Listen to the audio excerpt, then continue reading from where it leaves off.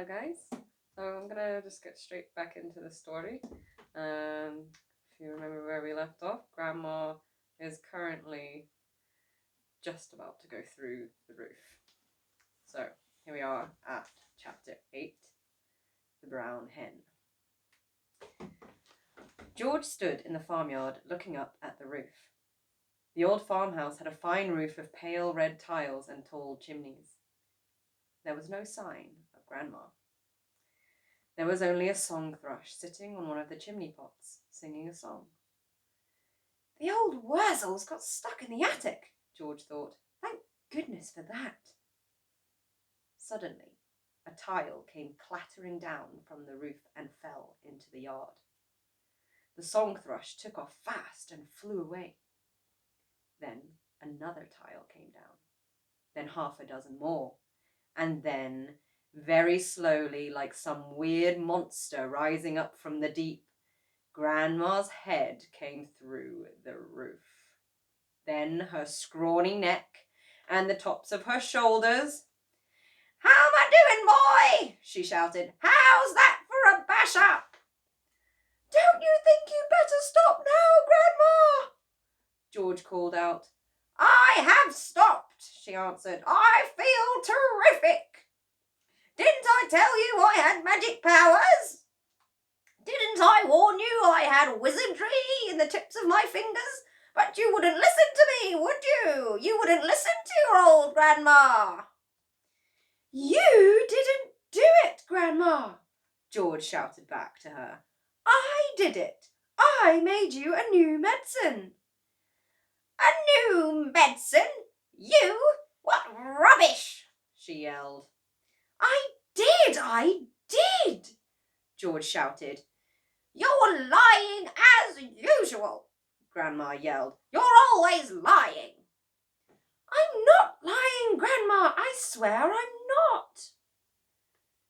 The wrinkled old face high up on the roof stared down suspiciously at George.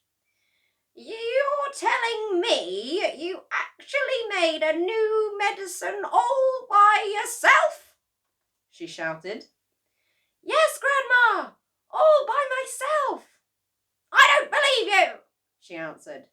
"But I'm very comfortable up here. Fetch me a cup of tea." A brown hen was pecking about in the yard close to where George was standing. The hen gave him an idea. Quickly, he uncorked the medicine bottle and poured some of the brown stuff into the spoon. "Watch this, Grandma!" he shouted. He crouched down, holding out the spoon to the hen.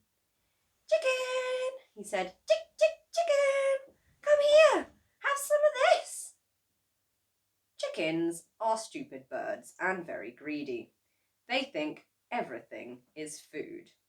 This one thought the spoon was full of corn. It hopped over. It put its head on one side and looked at the spoon. "Come on, chicken," George said. "Good chicken. Chick, chick, chick." The brown hen stretched out its neck towards the spoon and went peck. It got a beakful of medicine. The effect was electric. "Awee!" shrieked the hen, and it shot straight up into the air like a rocket. It went as high as the house. Then down it came again into the yard. Splosh! And there it sat, with its feathers all sticking straight out from its body. There was a look of amazement on its silly face. George stood, watching it. Grandma, up on the roof, was watching it too. The hen got to its feet. It was rather shaky. It was making funny, gurgling noises in its throat. Its beak was opening and shutting. It seemed like a pretty sick hen. "You've done it in, you stupid boy!" Grandma shouted. "That hen's going to die. Your father'll be after you now. He'll give you socks and serve you right." All of a sudden, black smoke started pouring out of the hen's beak. "It's on fire!" Grandma yelled. "The hen's on fire!" George ran to the water trough to get a bucket of water. That hen'll be roasted and ready for eating any moment, Grandma shouted. George sloshed the bucket of water over the hen. There was a sizzling sound and the smoke went away. The old hen's laid its last egg, Grandma shouted. Hens don't do any laying after they've been on fire. Now that the fire was out, the hen seemed better. It stood up properly. It flapped its wings. Then it crouched down low to the ground as though getting ready to jump. And it did jump. It jumped high in the air and turned a complete somersault, then landed back on its feet. It's a circus hen, Grandma shouted from the rooftop. It's a flippin' acrobat. Now the hen began to grow. George had been waiting for this to happen.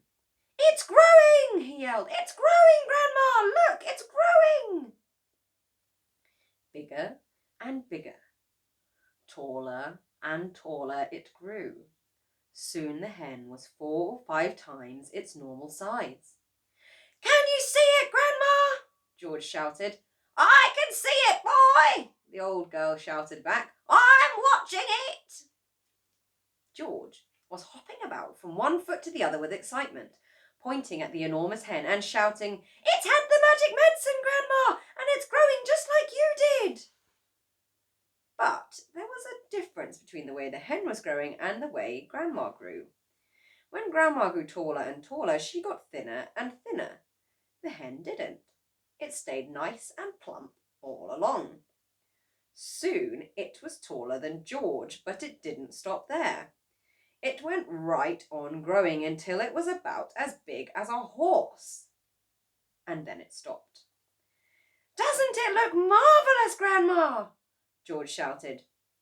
Ah, it's not as tall as me, Grandma sang out.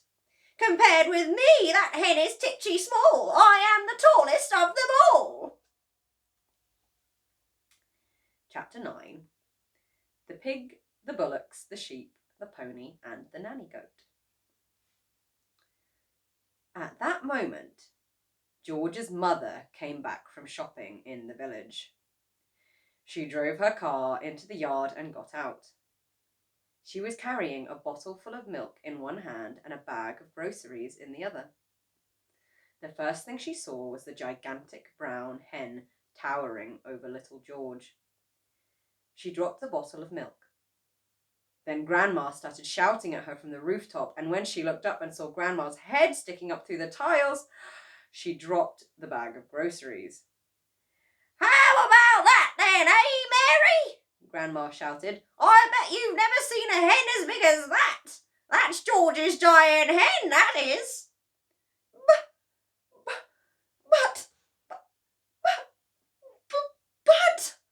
stammered George's mother. It's George's magic medicine, Grandma shouted. We've both of us had it, the hen and I.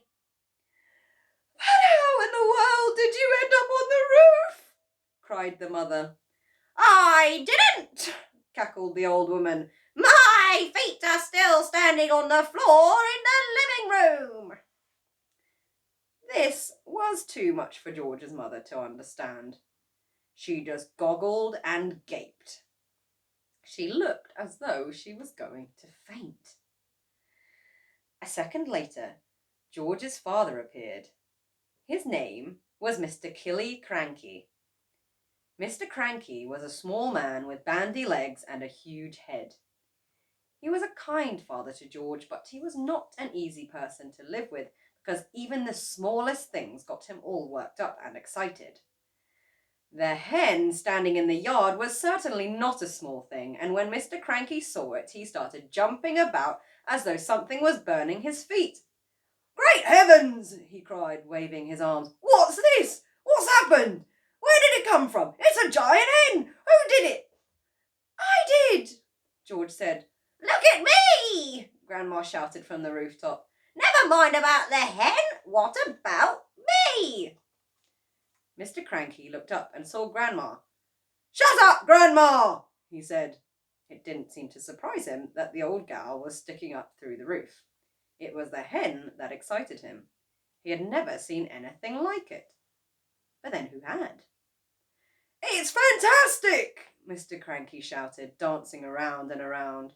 "It's colossal! It's gigantic! It's tremendous! It's a miracle! How did you do it, George?" George started telling his father about the magic medicine. While he was doing this, the big brown hen sat down in the middle of the yard and went cluck, cluck, cluck, cluck, cluck, cluck, cluck, cluck. Everyone stared at it.